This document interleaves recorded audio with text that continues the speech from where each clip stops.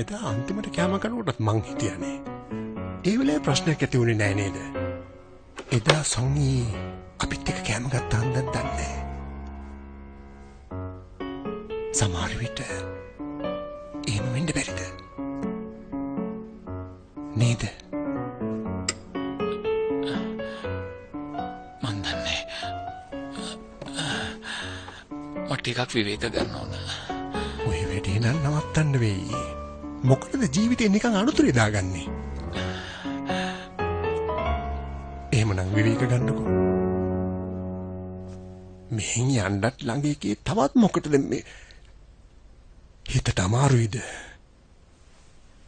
එහෙමනම් යන්න නැතු හින්ද. ගියාට පස්සෙත් ඔය ගැනම හිතයි. කෙනෙක් ගැන හදපතුලෙන්ම හිතන්න පටන් ගත්තම දාලා යන්න හිත දෙන්නේ නැහැ තමයි. ඔයා ওই විදිහට දුක් වුණාට ඔයාගේ දුක ගැන හිතන්න කවුරුත් නැහැනේ.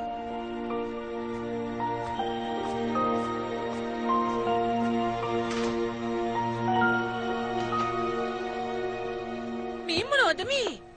මරුණ කෙනා එක්ක ජීවත් වෙන්න ආස කෙනෙක් වගේ මට පේන්නේ. ඔව්. මේ බිත්තියාපහුව අලුත් එඩියා කරන්නයි වගේ. මේකේ පදිංචි වෙලා හිටපු කෙනා එක්ක ඔයා කතා කරලා තියෙනවද? මං එයාගේ මූණ දකින්නෙත් කලාතුරකින්. පාන්දරින් මෙයා පිටත් වෙලා යනවනේ. වැඩි ප්‍රසිද්ධ කරන්න එපා. කාටවත් දෙන්න බැරි වෙයි මට මේක. මේ හෙල්මට් දාපු මිනිස්සයා අහන්නලාට පිස්සු වැටිච්ච මිනිස්සෙක් වගේ. මේ බලන්න. ඈ? මෙයයි මේ. ප්‍රසවහ නාරි වේද. මාසෙකට කලින්. ඒ කියන්නේ මෙයාට දරුවෙක් ලැබෙන්නේ නැතිද? එහෙම දෙයක් මරණ පරීක්ෂණ වාර්තාවේ නැහැ නේ. අධිකරණ වෛද්‍යවරයා අවධානය යොමු කරලා තියෙන ඖෂධ ගැන විතරයිද? මෙයාගේ බඩ කන්දක් වගේ ලොකු නැති හින්දා මරණ පරීක්ෂණයේදී අහුවෙන්න නැහැ. ඇත්තටම මේක මරණ පරීක්ෂණයේදී සියදු විනාශා ගැනීමක්ද මිනිමරුමක්ද කියලා හොයාගත්තේ නැහැනේ. අපි ගිහිල්ලා මේ ගැන සායනයගෙන් ප්‍රශ්න කරලා බලමු. මේක නම් හරිම ප්‍රේලිකාවක් වගේ. ඒ කියන්නේ මේ හඳුරා තව කායක් හරි සම්බන්ධයක් තිබිලා තියෙනවා. ඒක නා මොන විදිහෙන් හරි මේ මරණයට සම්බන්ධයි කියලා ඔයාලට හිතෙන්නේ නැද්ද? සමහර විට අර මනුස්සය වෙන්න බැරිද? දෝමින්ජු. ඒ කොහොමද? ඔය හරියට කටකතා පැතිරෙන්නේ. හඳුරා චොන්සොන් ඊ එක්ක සැලූන් එකේදී කොල්ලෙක් නිසා රණ්ඩුනා කියලා. ඒත් අපි CCTV චෙක් කරානේ. ඔහොම දෙයක් තිබුණේ නැහැ. තිබුණේ නෑ. ඒ උනාට දෙන්න නැතෙන්දි රණ්ඩු වෙලා තියෙනවනේ. පිරිමි කෙනෙකුත් එතන ඉඳලා තියෙනවා. දෝමින්ජු. ඒ නිසා මේ සිද්ධිය පිළිවෙලට තියලා බැලුවොත් දෝමින්ජුන් පදිංචි වෙලා ඉන්නේ චොන්සොන් ඊගේ අල්ලපු ගෙදර. හැබැයි ඊට කලින් හනුරාගේ චොන්සොන් ඊගේ සම්බන්ධය තිබුණා. මේ කොල්ලට හොඳට සල්ලි තියෙනවා. ඒ වගේම ලස්සනයි. කොහොම හරි චොන්සොන් ඊ මිනිහව අල්ලගත්තා. එයා චොන්සොන් ඊ එක්ක එකතු වුණත් හනුරාව අමතක කරන්න බෑනේ. හැබැයි එයාට එයාගෙන් ගැලවෙන්නත් ඕනේ. මොකද හනුරාට දරුවෙක් ලැබෙන්න ඉන්නවා කියලා මිනිහා දන්නවනේ. ඒ නිසා දෝමින්ජුන් මොකද කළේ? හනුරාගේ මිනිහට ඈත් වෙන්න ඕනේ හින්දා නැවෙන් තල්ලු කළා දැම්මා. එදා දෝමින්ජුන් හිටියේ නැහැ කියලා ඔප්පු වුණානේ. ඒක නම් ටිකක් අමුතුයි තමයි. හරියට සාක්ෂි නැති නිසා තව ටිකක් පරීක්ෂණ කරමු. මෙයා මෙහෙට ඇවිල්ලා ඉතින් තාම වැඩි දවසක් නැහැනේ. මේවා සිද්ධ වෙන හැටි හිතන්න මෙයා තාම දන්නේ නැහැ. එයාව හොඳින් බලාගන්න. කැම ටික හොඳට රත් කරලා කන්න කියලා එයාට මතක් කරන්න. මං එහෙම කරන්න තාත්තේ. ඔයා ඉගෙන හිතන්න එපා. ඒක නෙවෙයි. එයා ඔයාට කිව්වොත් කැම ටික රත් කරන්න කියලා. හැබැයි ඔයා ඒ කැම වල රහ බලන්න නම් යන්න එපා. හොඳද? ඇයි? රහ බලුවා මොකද වෙන්නේ? මම මේ වීඩියෝට එක කිව්වේ. රහ බලන්න යන්න එපා. ප්‍රශ්නයක් වෙයි.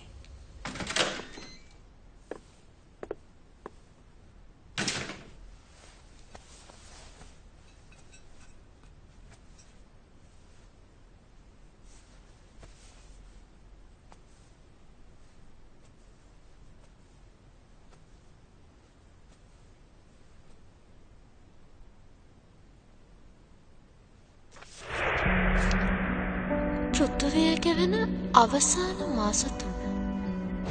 මොකක්ද ඒකේ තේරුම? මොන අවසාන මාස 3ක් ගැනද ලියලා තියෙන්නේ? කොහේ හරි යනවද? නැත්තම් මොකක් හරි අසනීපයක් වත්ද? ප්‍රශ්න අහන්න එපා කිව්ව නේද? කොහොමද හැම වෙන්නේ?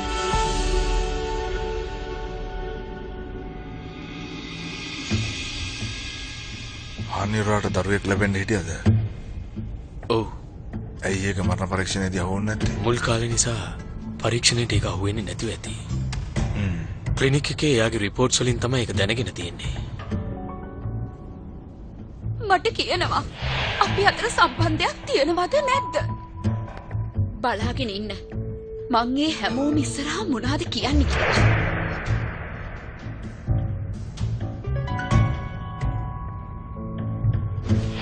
හරියටම තව ටික වෙලාවකින් හැමෝටම පුදුම හිතෙන දෙයක් මං කරන්න යන්නේ.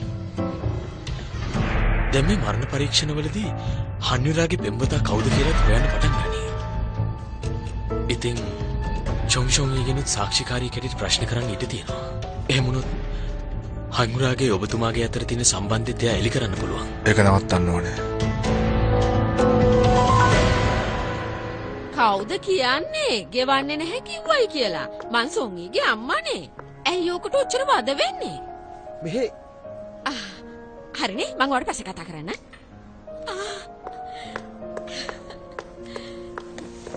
කොහොමද? ගොඩක් කාලෙකින් නේද? ඒකමයි මාත් කියන්න හැදුවේ.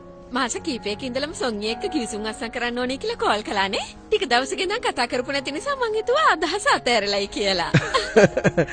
කෝපි එකක්?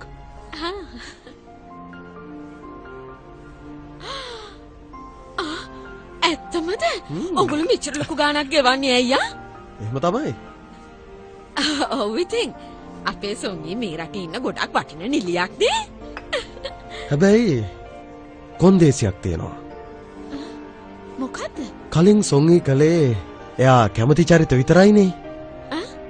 දැන් වෙනසක් තියෙන්න ඕනේ. මොකක්ද ඒ කතාවේ තේරුම? මේකෙන් එයාට තවත් ජනප්‍රිය වෙන්න පුළුවන්. සල්ලිත් ගොඩක් හම්බ වෙනවා. මිනිස්සුන්වත් කැමති සොංගී වගේ කෙනෙක්ගෙන් අලුත් දෙයක් දකින්න. ඇත්තම කියනවා නම් මේක වැඩි හිටියන්ට සුදුසු චිත්‍රපටයක්. මං හිතන්නේ සොංගී වගේ දක්ෂ නිලියකට මේක අමාරු වෙන එකක් නැහැ.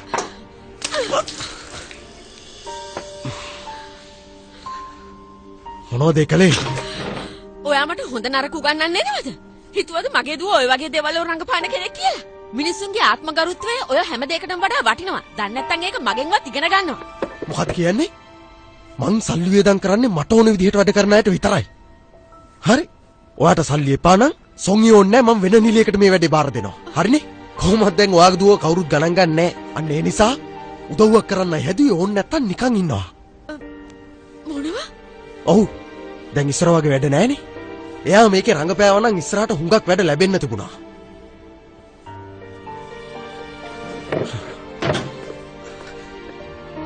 කොහොම වුණත් තව ටිකක් ඔයා හිතලා බලන්න. ඔයාට ජීවත් වෙන්න සල්ලිත් ඕනේ නේ. මොඩ වෙන්න එපා.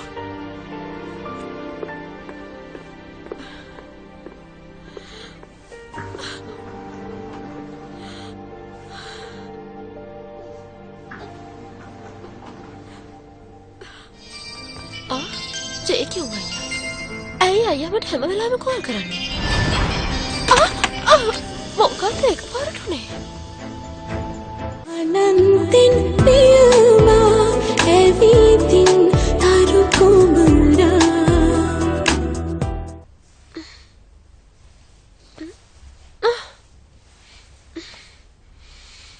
මේ මොකද? අයි මම මෙතන නිදාගත්තේ.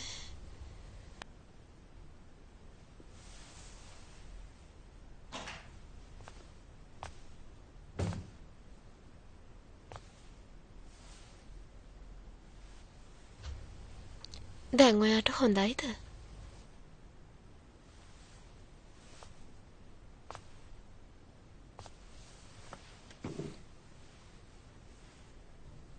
තාම අත හොඳ නැද්ද? කෝ බලන්න. දැන් සනීපයි. තාත්තා ගොඩක් වෙලා ඉඳලා හිටන් ගියේ. එයා ඔයා ගැන ගොඩක් දුක් වෙනවා වගේ. අම්මට වැඩිය තාත්තා වගේ ඔයාට ගොඩක් ආදරේ. මටත් එහෙමයි. දැන් කොහෙද වගේ තාත්තා ඉන්නේ? දන්නේ මමත්. අවුරුදු 12කින් විතර මං යාව දැකලා නැහැ. මෙච්චර කාලයක් ගියා. එකපාරක්වත් ආවේ නැහැ. සමහර විට මං එදා කියපු දේවල් නිසා වෙන්නේ නැති. ඒ නිසා එයාගේ හිත ගොඩක් රිදෙන්නේ නැති.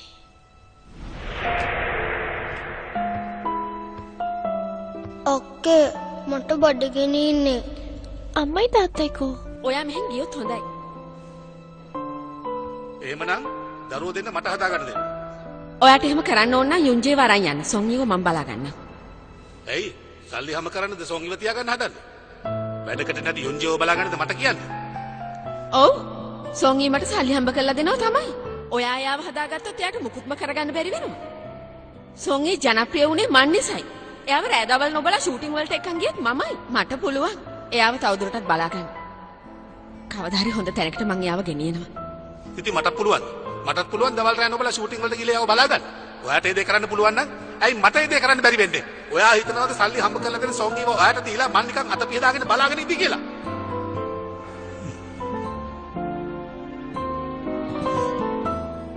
සොංගි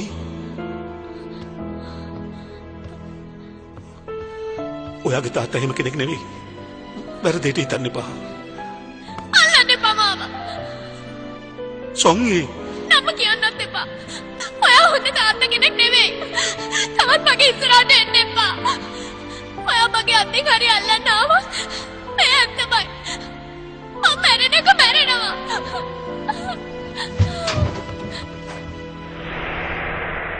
දැන් වයසට ගිහිල්ලත් ඇති. එදා අයා කියපු දේවල් දැන් තමයි මට තේරෙන්නේ. ඇත්තටම එයා එහෙම අදහසකින් නෙමෙයි ඒ දේවල් කිව්වේ. නොතේරුම් කමට මට එදා කේන්ති ගියා. මගේ තාත්තා මගේ ළඟ හිටපු කාලේ හරිම කෙටි වුණා. එච්චර ටික කාලයක් ඉන්න නම් මට ඒ තරම් ආදරේ නොකර ඉන්න තිබුණා. ඊට පස්සේ මමත් මැරෙනවා කියලා හිතාගෙන පැනලා දිව්වා. එහෙම දුවගෙන යනකොට මම වාහනයකටත් හැප්පෙන්න ගියා. හොඳ වෙලාවට කවුද ඇවිල්ලා මාව බේරගත්තා. දැන් හිතලා බලද්දී ඒකත් හරිම අමුතු දෙයක්. මම හැප්පෙන්න ඔන්න මෙන්න හිටියේ. ඒත් ඇස්සරලා බලනකොට මම හිටියේ පාරෙන් එහා පැත්තේ මිනිස්සුගේ අත්තේ කුඩ. අදටත් දන්නේ නැහැ කවුද කියලා. මිනිස්සෙක්ද නැත්නම් භූතයෙක්ද? කළු පාට ඇඳුමක් ඇඳලා හිටියේ. කොයි ලෝකෙන් ආපු කෙනෙක්ද දන්නේ නැහැ. ඔයා කියවන්න ගත්තාම කටට එන හැම දෙයක්ම කියනවා. ඔව් ඒක ඇත්ත. මාත් ඔයා වුණා නම් ඔහොමම කියනවා. හැබැයි ඒකට හොඳ සාක්ෂියක් තියෙනවා. ඒක දැක්කේ මං විතරක් නෙවෙයි හොකියුනුත් දැක්කා. දැන් නිදාගන්න. ජේ කිව්වා. ඇයි අයියා මට හැම වෙලාවෙම කෝල් කරන්නේ? මොකක්ද එකපාරට උනේ?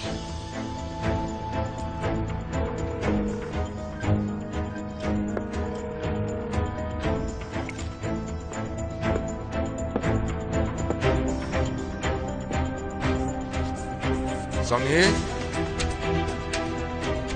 Songi? ඇතුලේ ඉන්නවද? කෝ නෑනේ.